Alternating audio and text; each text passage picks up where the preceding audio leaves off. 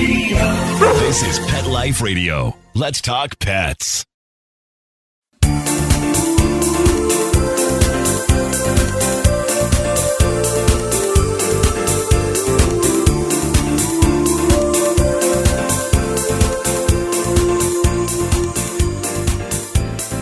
Welcome to Alive Again. We are so honored to be able to be on the largest, get that again, largest, one more time, largest, all caps, in the world. And check it out. You can find us all over everything. And I am honored to be here. Today, we're going to talk about, and this is going to be strange, folks, so hang in there. It's going to be how your soul knows or gets right with transition of your pet. As an example, let's let Lady Laer talk about what happened, and think about this. This is her husband knew what was happening, but he didn't know what was happening, but you do know what's happening. And here's sort of an example. When my fiance was killed, before he left on the weekend, I said to him, Mike, please be sure to ride the train because you're so tired, you're going to get killed in that car if you drive when you come down here. And I thought to myself, what did I just say? And he said, no, I am going to be fine. I'm going to drive down here. I said, Mike, you can get killed in that car. You need to take the train down. You're tired. And he said, no, I'll be fine. I love you. And he hopped in the car and he was killed coming back the next weekend in that car. It was the universe giving me a heads up out of my own mouth of what was coming on, but I didn't even recognize it. So listen to Laer's and see if you think it was the universe giving a heads up to her situation about having her husband's soul be ready for their pet's transition. Go ahead, Laer. So my dog, his name is Josuke. We called him Jojo for other people to say it more easily. It's a Japanese name, Josuke. So Jojo would run outside the door. Most of the time it was okay. We could corral him and get him back inside. But this one time, the food delivery was dropped. So my husband went, opened the door, tried to get the food. Jojo ran out. My husband ran after him. And he said he was running so fast, like he was meeting an appointment. And he didn't stop for my husband. He didn't even get distracted by the delivery driver who was still in our driveway. And our driveway is very long. It's 150 feet long. And he just kept going. And it was a busy time of day. It was about 5 o'clock. We're on a busy road. Car saw him. It honked at him. And after the incident, just kept on going. So it felt different to my husband, this jut out of the house.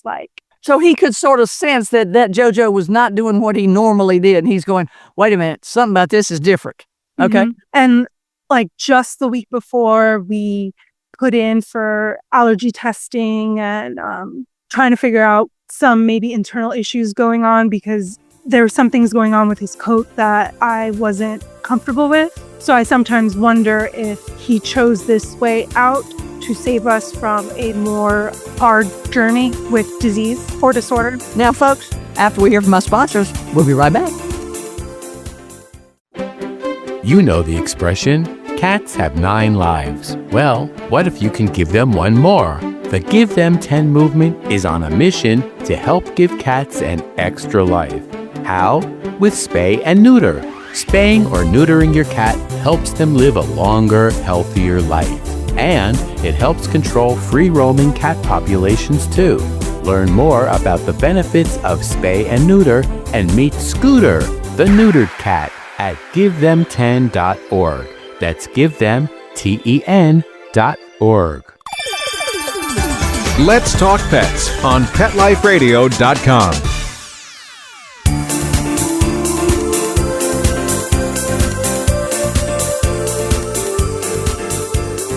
I'm sorry that you had to listen to this, but you know what, folks? This is something you need to understand. Pets do commit suicide, and that is a really not comfortable subject, but pets understand their contract with you, how long they're supposed to stay, when they're supposed to stay, and when they're supposed to go. And part of this show, and getting your soul right for the time that they leave, is understanding that suicide. I had a lady, and you'll hear it in an earlier version of these podcasts, that had a Jack Russell that put himself, she lived on a farm, and the Jack Russell went to sleep under the back wheel of her tractor, and then she backed over her Jack Russell, and he obviously went to Jesus.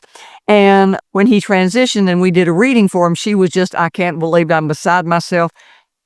killed my dog. I killed my dog. And he said, no, you didn't. He said, your husband had 4th stage cancer and you needed to be with him. So I wanted to let you spend all of your time with him, taking care of him. And so I left. I was fine. I was asleep. And when you have a pet like that, they're usually an angel dog and they leave before the incident ever occurs. So they're in no pain whatsoever. But do pets commit suicide? Yes, they do. We have videos on YouTube and TikTok that talk about that if you want to go into that further. So that's something that you think is not viable, but it is, because the pet is a sentient being.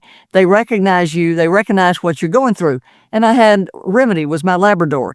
And I knew there was a time when I would say to him every morning, he had laryngeal paralysis and he also was developing degenerative myopathy. And I would look at him and I'd say, how are you today, Remedy? And he'd say, I'm fine. And then one day I looked at him and he looked at me and I said, how are you? And he said, I'm tired. I don't want to do this anymore. And then he had an event that we had to take him to the vet. And while he was there, he chose to leave. They didn't even have to euthanize him, or I didn't have to help him. He just let his heart stop. And so a pet understands the environment that you're around. And I know that's hard to think about, but it's real. If you want to get signs, I have a book, After Death Signs, that talks how to connect and touch with them on the other side. If you think they're going to reincarnate, got a book called Animal Reincarnation.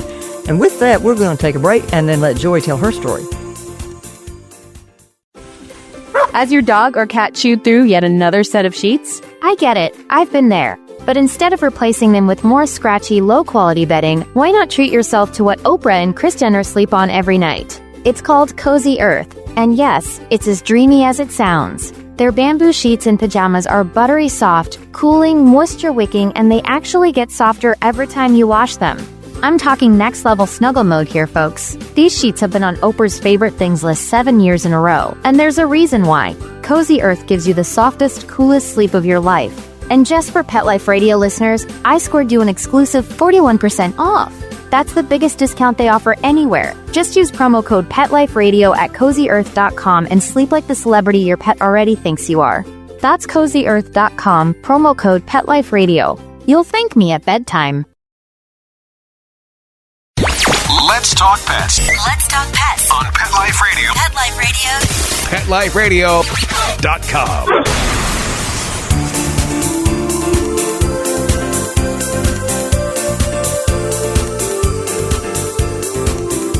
We're back, and Joy is going to tell us her story of how she knew it was time. Go ahead, Joy. Okay, when Trigg was sick with his cancer, I pretty much stayed on the floor with him 24/7. And just, I was bottle feeding him. And of course, I was hoping I could save him. But I also believed I could save him at the time. And I knew it was going to eventually get to him transitioning. But I really thought it wasn't going to be for a long time. And one evening, I really shocked myself because I had just gotten up from the floor with Trigg. And I think I'd gone into the bathroom for a minute. And when I came back out, I was like, well, right before I went in the bathroom, I told him, if you're hurting, I understand. I don't want you to hurt. So if you need to go, I understand and I'll be okay. That was the words I said to Trigg. And then as soon as I said them, I remember in my mind, I was like, what? Why did I say that? That's not true. I won't be okay. I don't want him to go. I don't want him to hurt, but I'm not okay. I was just shocked at saying that because I wasn't thinking it and I didn't plan on saying those words, but they just came out. And it was that same evening. It was like maybe an hour. Maybe it was like 1 to 2 hours. It was like right after that. He did transition that same evening. So it was my soul, I guess, recognizing the situation was there. And even though my mind wasn't catching up, to see what was going on, it made sense because that's nothing I would have ever said because I didn't want him to go. And I was just shocked that I told him, it's okay. If he needs to go, I'll be all right. And it was just something that I would never have said. I mean, I am okay. And Trigg knew me better than I knew myself. He knew I'd be okay. But it was like once I gave him permission, it was the same evening, just shortly after that is when he transitioned.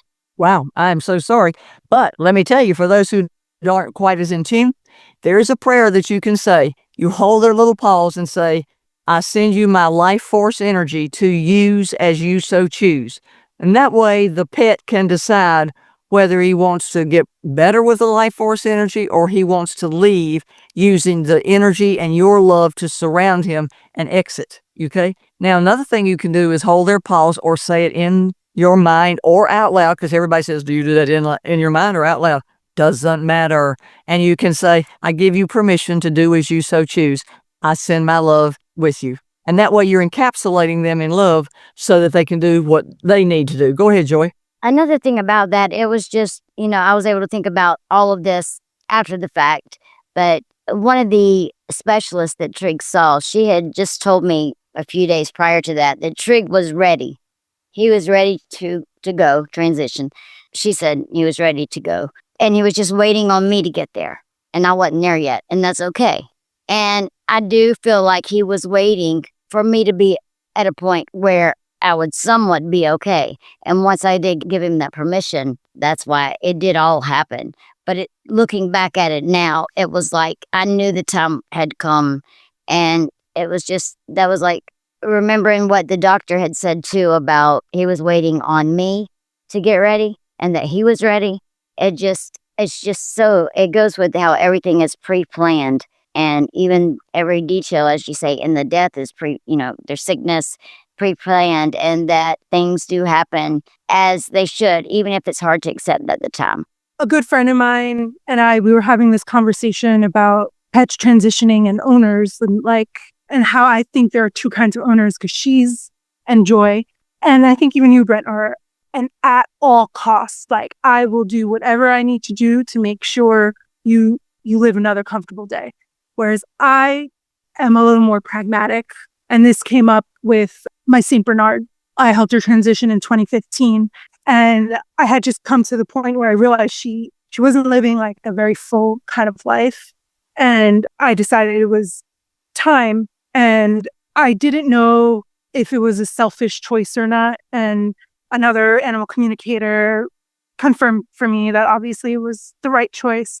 And I think what's important to remember is your pets choose you, so they know how you would react in those times.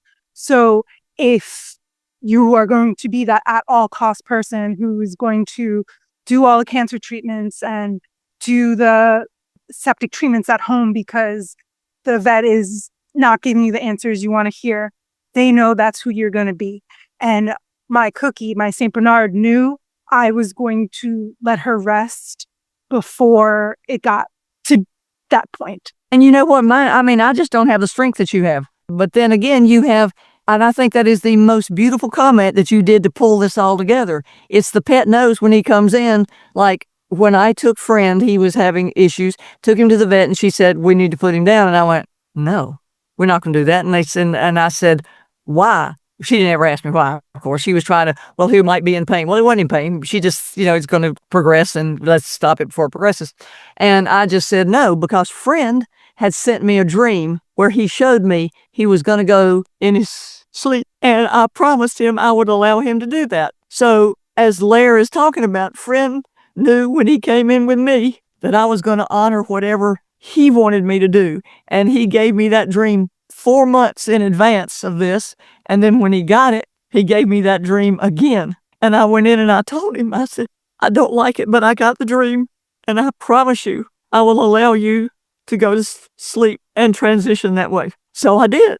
And, because people would come in and they say, he doesn't look like he feels good. Maybe you ought to put him down. Well, first of all, you can't put living energy down, folks. You can't put living energy down. All right. Living energy transitions into living spirit on the other side. So it's just discarding the pet suit. Okay. So then you have somebody who has more strength and courage, or your St. Bernard understood. I'm coming in with Laer because she's not going to let me get so sick I can't handle it. And there's a fine line of guilt there, but there's also, you need to recognize just what she said is the key. They knew who they came in with. And the St. Bernard knew that she wasn't going to let it drag out to like, I'm hurting in so much pain, but oh, by the way, you want me to stay just for you. Laer was saying, I'm not going to be so damn selfish. I'm going to let you be peaceful in your passing and in your transition. I'm going to honor it because they knew that that's the way she would do it. And Friend knew by giving me the dream that I would honor, no matter what happened, I would honor him passing in his sleep. So don't beat yourself up. And sometimes you can say to them, is it time?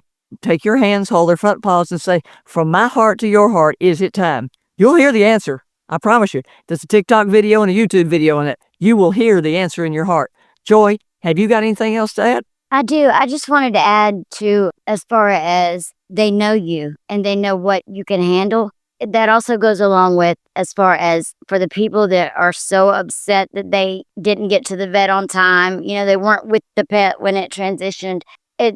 I've heard Brent say in the past, it's a gift that they are giving to you because they knew that you could not handle it in person, watching it happen and watching them seeing them take their last breath.